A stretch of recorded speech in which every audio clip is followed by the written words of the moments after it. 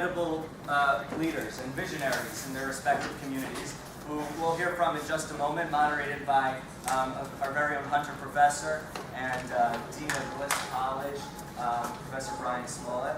I just wanted to say a moment, though, about Abraham, because we're talking about sons of Abraham. We've got some daughters of Abraham here, too. So the Midrash, which is a commentary, talks about why Abraham was known as Abraham the Wanderer.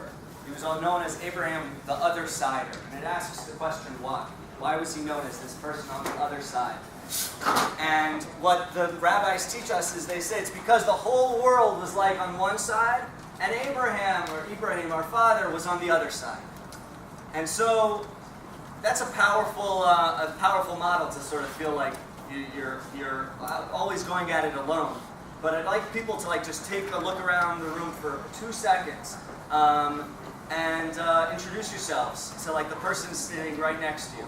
Because these are the shields. These are your shields, your friends, your brothers and sisters here and sons and daughters of Abraham.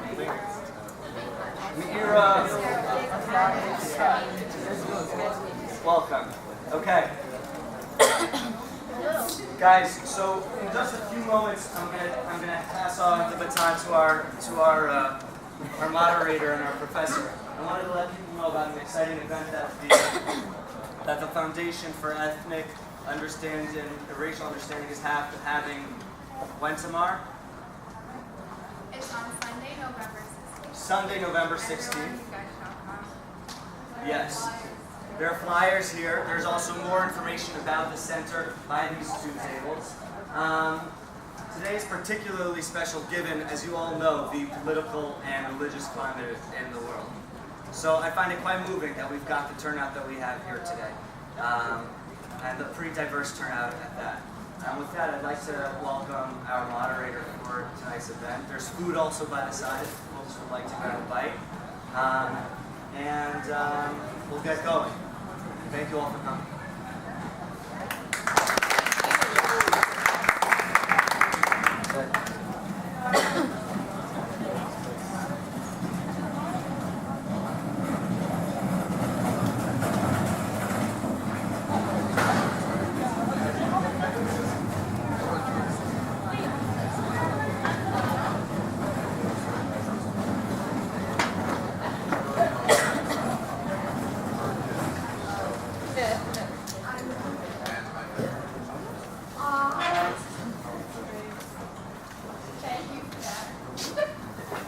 It's really great to see that we have a nice crowd here.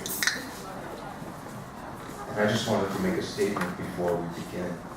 We are on one of the most diverse campuses in the most diverse cities on the earth. And in order to have one community of learning in which we all benefit, there is nothing more important than putting dialogue into practice. And as important as it is, it's also one of the most difficult things to do, because to engage in true dialogue requires one to be vulnerable, to put oneself out there, and to risk challenging one's own history and one's own story, which is so often an innate sense of who we feel we are and who we're becoming. But even when we engage in this, despite these challenges in dialogue, the result brings us to new places as a community and as individuals. And it's such a pleasure to welcome Rabbi Marc Schneier and Imam Shamsi here to Hunter today, 2 men who are an example of dialogue in action and in practice that has been and will continue to be, I'm sure, to the benefit of their communities, and we want to welcome them here today. So let's just give a applause.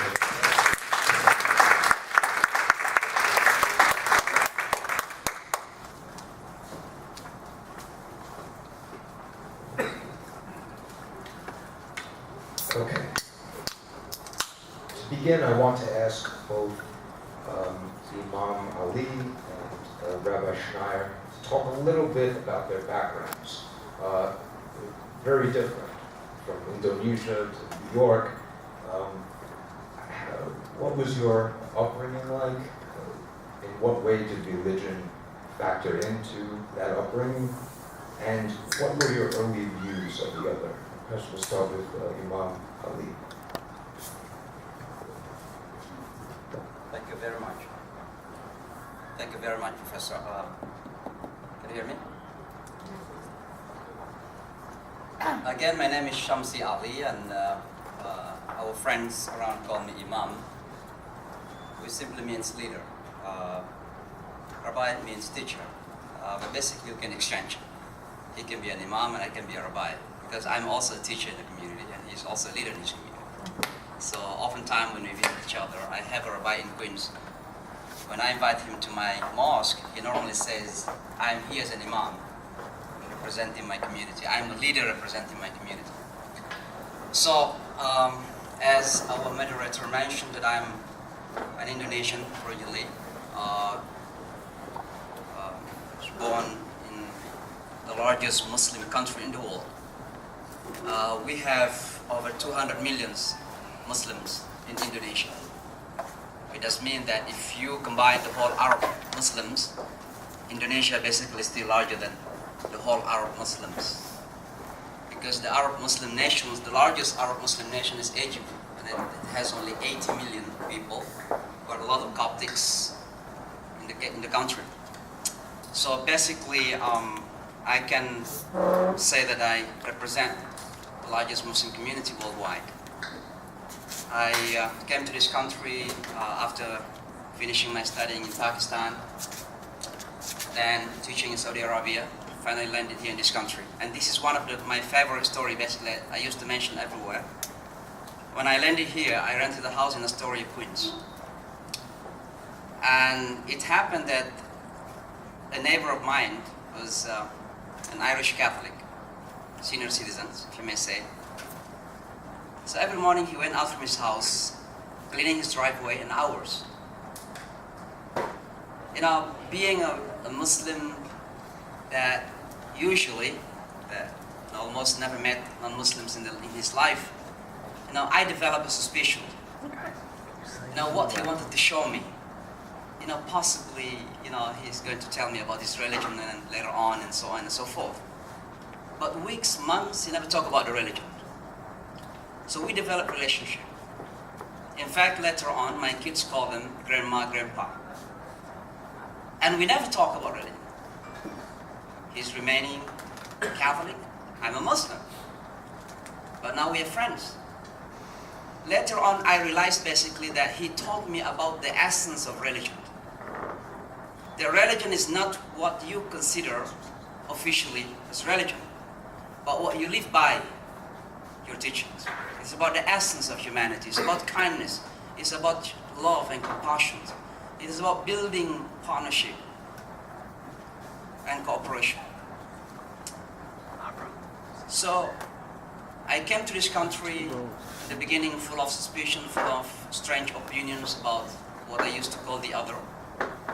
September 11 happened, and since then I was exposed to the outside interfaith works. I was representing the Muslim community when the then President Bush came down to ground zero, if you may remember, 4 days later.